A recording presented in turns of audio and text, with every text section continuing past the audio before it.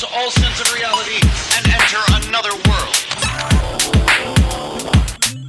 Remember, do not underestimate the power of PlayStation.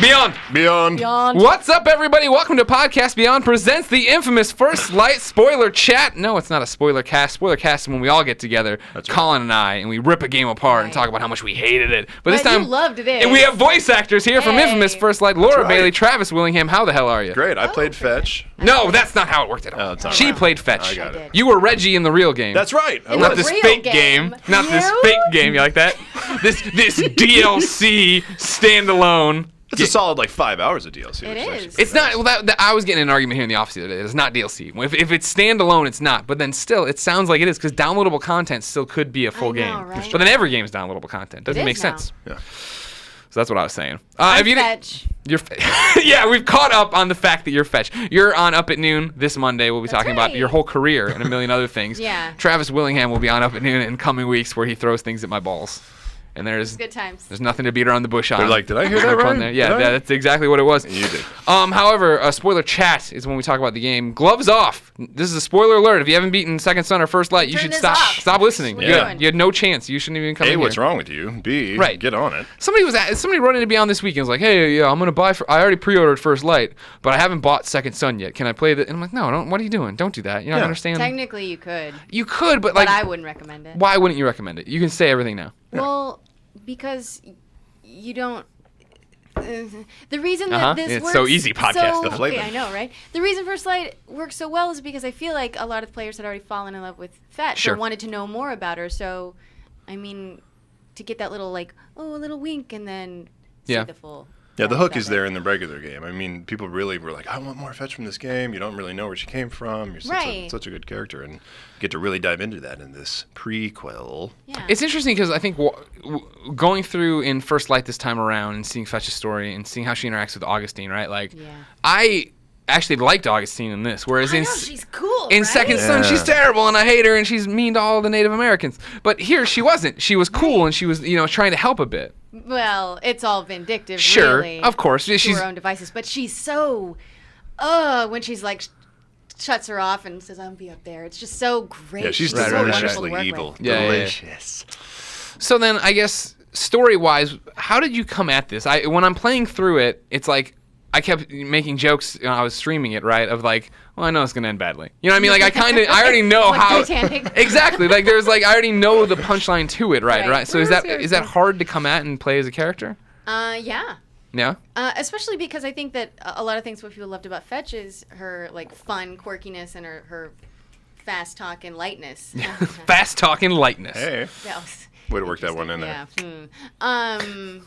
But this is a dark story, and we knew it was going to be a dark story coming in. So how do you still have that fun that is her and play the story and not make it just the most depressing game ever? Sure. Yeah, I heard somebody saying they were like, Fetch was so out of control and crazy in Second Son. You really got to see a more settled version of her, which was, I think, the relationship between Fetch and Brent. You really got to see the love that was there and why, tearing that apart was so... Causes her to go crazy. Yeah, so you, Yer Donin, big-time Podcast Beyond fan, writes in and says, how is Fetch different in this than pre-Second Son era? I mean, it seems like she's more ... normal.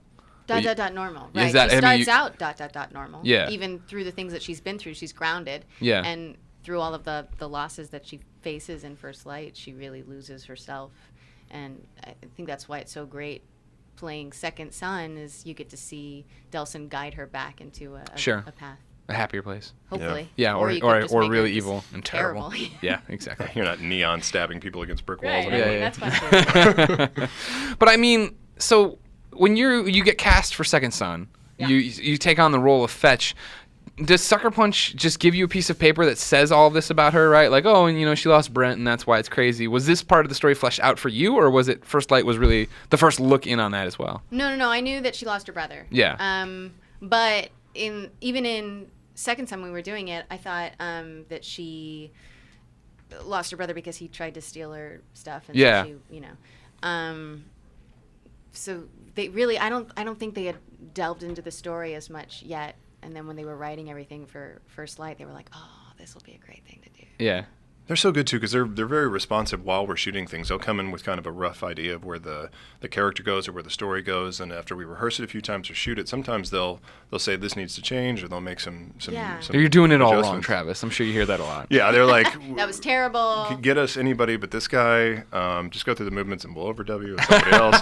We'll put in another voice in there. It'll be Sucker fine. Punch brought us in at the beginning of Second Son and brought us in at the beginning of First Light and really let us see where the story was going to go and asked, what we thought about the story and if there was anything we wanted to include. It was really cool. Yeah, it's always a treat when that happens. It doesn't always happen that way. No.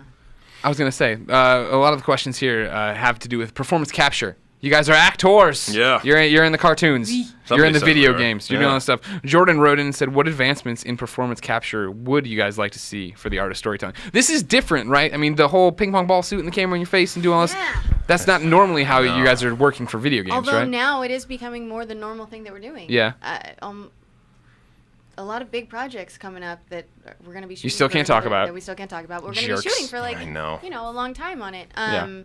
I would like to see smaller friggin' head rigs Right. because it's really hard to do intimate scenes, just anything when you've got two giant antlers sticking out of your face. And there's a camera in front of them, right? That way they're watching your face. Is that what they're doing? Exactly. That's how they get the Okay. You got a carbon fiber helmet, these two metal, prongs that stick out It's from heavy, your face. it's Yeah. tight, it's painful. Yeah. And on some of them, you just have one camera, but on those, you have two, and then there are like two cameras on each, so you got a total of 4 cameras pointing, and if you jostle it, it can kind of be a problem. But I mean, this game really had cutting edge tech, so we were seeing things that we were like, man, this has never been done before. So to advance past that, I'm not really sure what they would do, short of going for some photorealistic capture process, or maybe finding some way to incorporate the motion capture that they use in actual film, where you see the guys wearing you've seen them, they look like white and black diamond checkered suits, Yeah. and they have like on their headband and stuff, and so you can actually go out into environments and do things outside of a soundstage. But that's probably just wishful thinking. Well, Wishful they thinking. have suits like that. They have a movable mocap suit. At They Sucker do. Punch. You're right. That's right.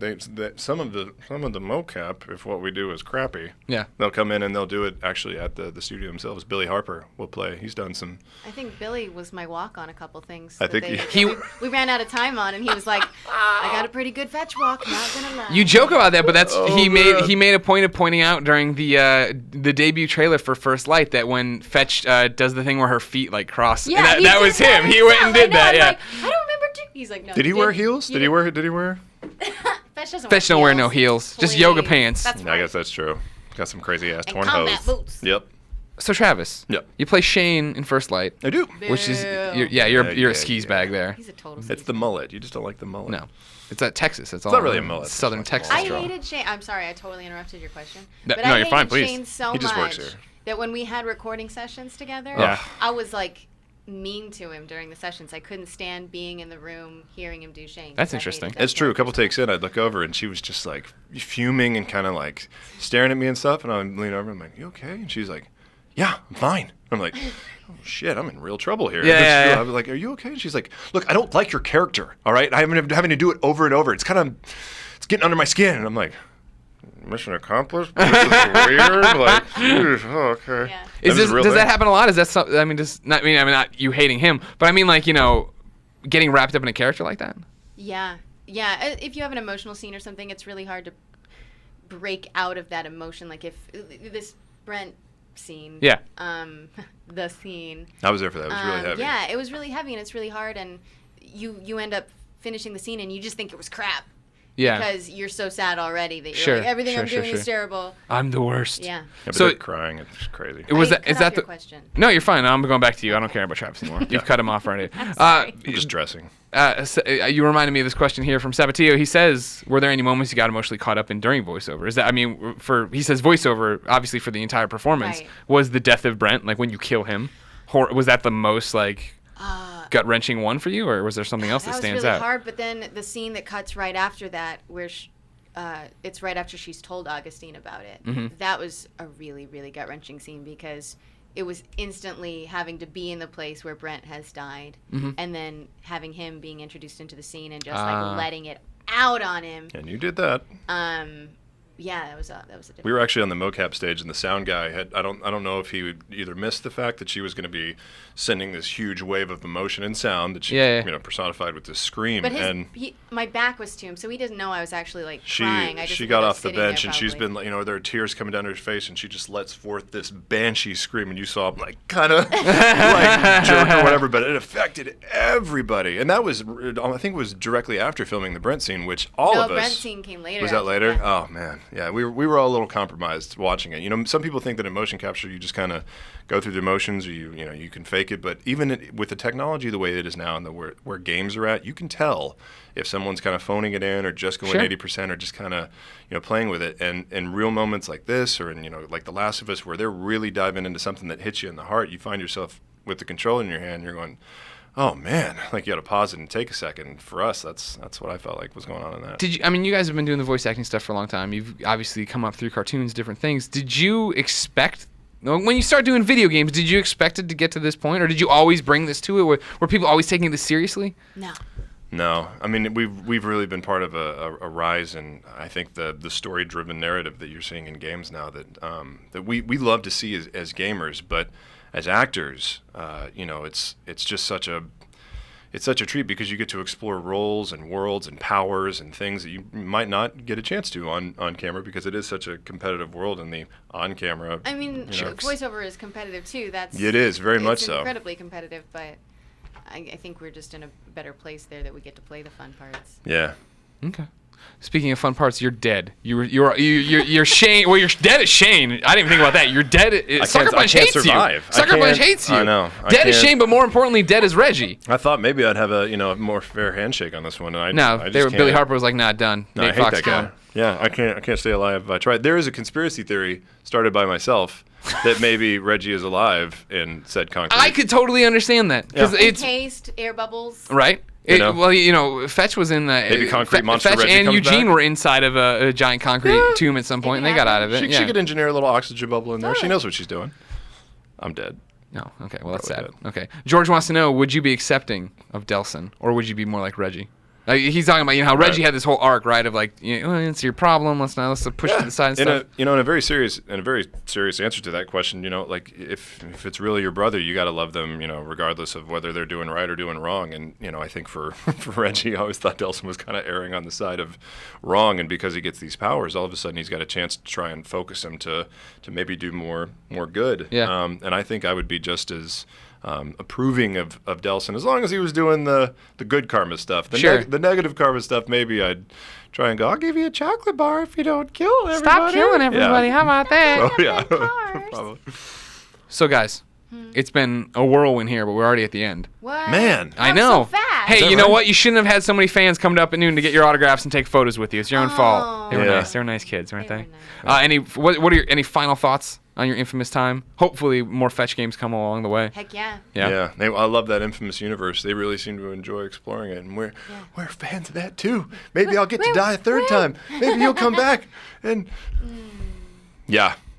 play First Light if you haven't already. Well, this is spoiler, so they better have. Yeah, they better have. I guess that's a really good point. You fucked up if you got here and you hadn't done it yet. I think, by the way, the neon powers of all the other powers that were in Second Son, the video and the smoke and everything, neon is by far the most super cool. fun. I agree with that statement. And you're a yoked out monster on it. Yours are way stronger than Delson ever had. She's like crazy cool. You can clear. You can go city side to city side in like. That's 2 the thing minutes about it, is like you start portals. the game. I like the start that you started the game and you were already powered up. It wasn't like you need to go through and get like you didn't have to learn the powers. Yeah. She's had them her whole freaking life. Yeah. She's been hiding them though. I hate that stuff. Like Frozen. Ladies and gentlemen, that's Podcast Beyond's infamous spoiler chat. I'm sure there'll be a spoiler cast down the way. If you like this show, make sure you check out Podcast Beyond. It posts every Tuesday as an MP3, every Wednesday as a video. It is the world's #1 PlayStation podcast, and we thank you for that very, very much. If you like these two chuckleheads, make sure you keep playing their games. Obviously, the next big one will be Lego Batman 3. You're in that. You're in that as well. That's right. Wonder Woman, Superman. That's right. Catwoman as well. On Twitter. Yeah, follow them on Twitter. It's been up the whole time. They've seen it. It's been popping up left and right. Go Don't worry. Watch them on Up at Noon. Keep watching IGN for all your cool news. Beyond.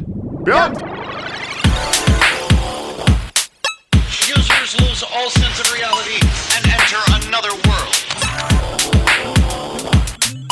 Remember, do not underestimate the power of PlayStation.